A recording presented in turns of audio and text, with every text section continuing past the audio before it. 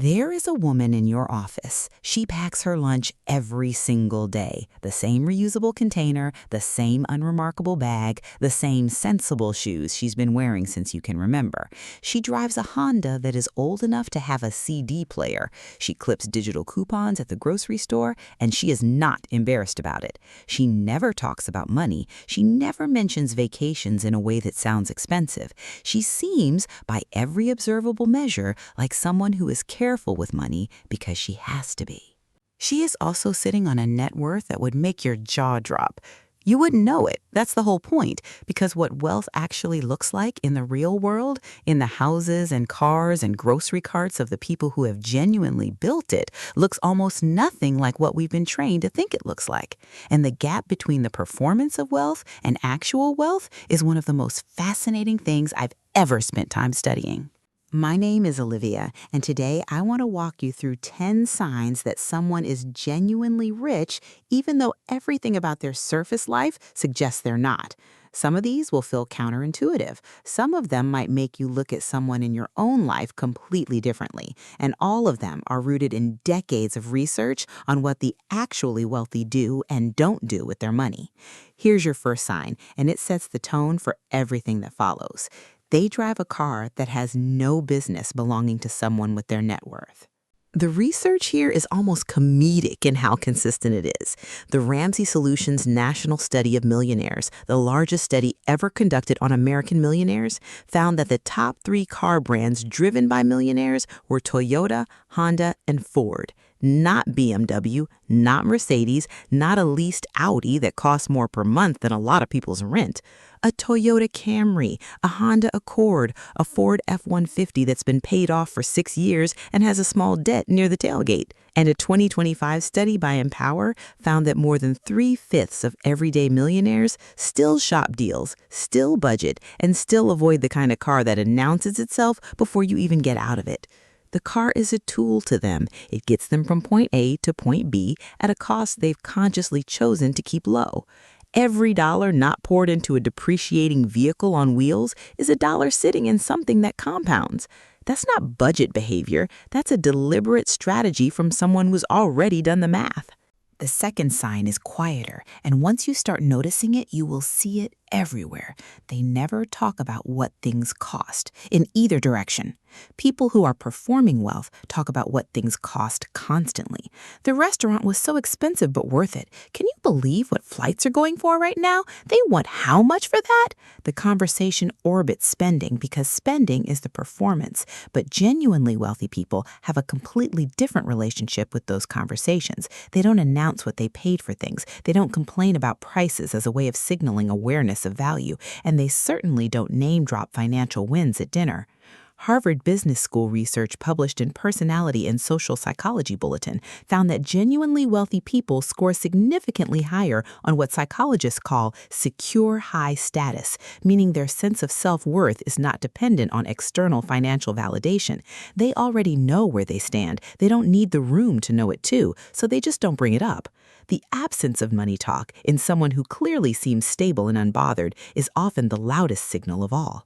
Sign 3, and this one genuinely surprises people. They budget obsessively. Here's the myth. Wealthy people don't need to track money because they have so much of it.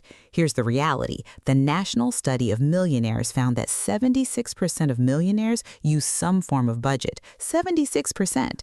The person who seems almost annoyingly careful about expenses, who knows exactly where every dollar went last month, who checks their accounts the way some people check their social media, that behavior isn't the habit of someone who is struggling. That is how they got to a position where struggling is no longer on the table.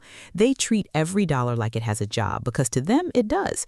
The budget isn't a constraint, it's a control panel. And the person you assumed was watching their spending because they had to is probably watching it because they decided a long time ago that this was how you actually build something real. The fourth sign is the one I find most fascinating from a behavioral psychology standpoint. They are completely unbothered during a financial crisis. Think about the last time something expensive went wrong in your social circle. A car repair, a medical bill, a job situation. For most people, there's an observable weight to it, a change in energy, a tightening of the way they talk about plans. Now think about the person who, when faced with the same situation, just seemed fine. Not performing fine, actually fine, like a wave just moved through them and they were still standing in exactly the same spot. That calm is not personality, it is infrastructure. It is a person who has built enough of a financial cushion that a $10,000 surprise doesn't restructure their life. They have the emergency fund. They have the investments that have been compounding quietly for years. They have no high-interest debt that a bad month could detonate into a crisis. The unbothered energy around money is not indifference. It is the emotional payoff of years of quiet, deliberate building. And it is one of the most reliable signals, once you know to look for it, that you're in the presence of someone who has genuinely figured out the financial game. Sign 5, and this is a practical one. They own things. They don't rent status. The person who leases a luxury car every 3 years, who rents the nicest apartment in the building, who finances the watch, who buys the designer item on a payment plan, that is someone renting the appearance of wealth while the actual wealth flows out the other end. The genuinely wealthy person owns. The car is paid off, the house has equity they've been building for 15 years, the investment account has shares that belong to them completely. Northwestern Mutual's 2025 Planning and Progress study found that 79% of American millionaires describe themselves as entirely self-made, and the behavioral pattern underneath that self-made status is almost universally the same. They accumulated ownership quietly and consistently, instead of renting the feeling of having arrived. Ownership compounds, status rents, and over a 20 or 30-year horizon, that difference becomes the entire ballgame. The 6th sign is one that often gets read as antisocial. They don't pick up the check for the table, and they are completely comfortable with that. There is a social performance that happens among people who are trying to project wealth. They grab the check, they upgrade the bottle, they insist, because generosity is a status signal in environments where status is the point. But research on genuinely wealthy people shows something different. They are often the ones at the table who pay their share, who split evenly, who do not use generosity as currency for social positioning. This is not because they're cheap. It's because they don't need your opinion of them to be shaped by a credit card move. They've separated money from ego completely. Their wealth is not a performance they're giving you. It's a private fact about their life. And the result is that they can be completely relaxed in situations where other people are quietly doing financial theater for the table. Sign 7 is the one that most directly reveals the engine under the hood. They have multiple income streams and they almost never mention any of them. Research by Thomas Corley found that roughly 2/3 of self-made millionaires had at least 3 income streams before they reached significant wealth. Not 3 jobs, 3 streams. The rental property that's been cash flowing for 8 years, the index fund dividends landing silently in a brokerage account, the side work or consulting that generates irregular income they don't depend on but don't turn away. They have built a financial architecture that generates money in multiple directions simultaneously, and almost none of it is visible in their daily life. They're not talking about passive income on social media. They're not hosting webinars about their journey. The streams are just running, quietly in the background, widening their net worth month after month while they make the same lunch they always make and drive the same Honda to the same office. Sign 8, and this is the one that tends to make people feel a strange combination of humbled and optimistic. They've been at this for a very, very long time without results anyone could see. One of the most clarifying statistics in the entire millionaire research space is this one. The average American millionaire took 28 years to reach 7 figures, and most of them didn't cross the $1 million threshold until around age 49. 28 years. Most of that time, they looked exactly like everyone else. Same modest house, same practical car, same packed lunch, same quiet life.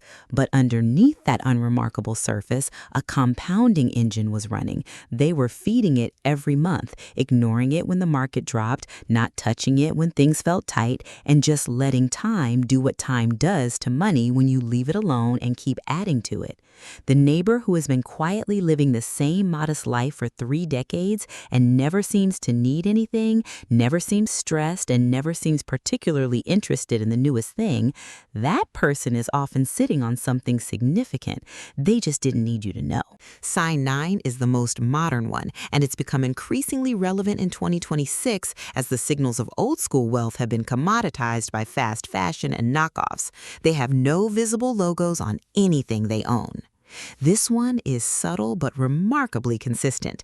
The genuinely wealthy buy quality, not brands. Quality without announcement. The well-made shoes that will last 10 years instead of the logo-heavy pair that broadcasts a price tag.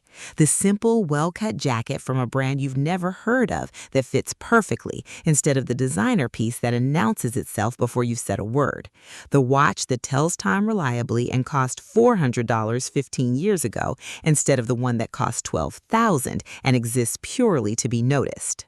Harvard Business School research has found that self-made millionaires report significantly higher happiness than those who inherited or married into wealth. And the behavioral expression of that psychological security is the same across the data. They have stopped needing their possessions to communicate anything on their behalf. The logo is a need. The quality is a preference.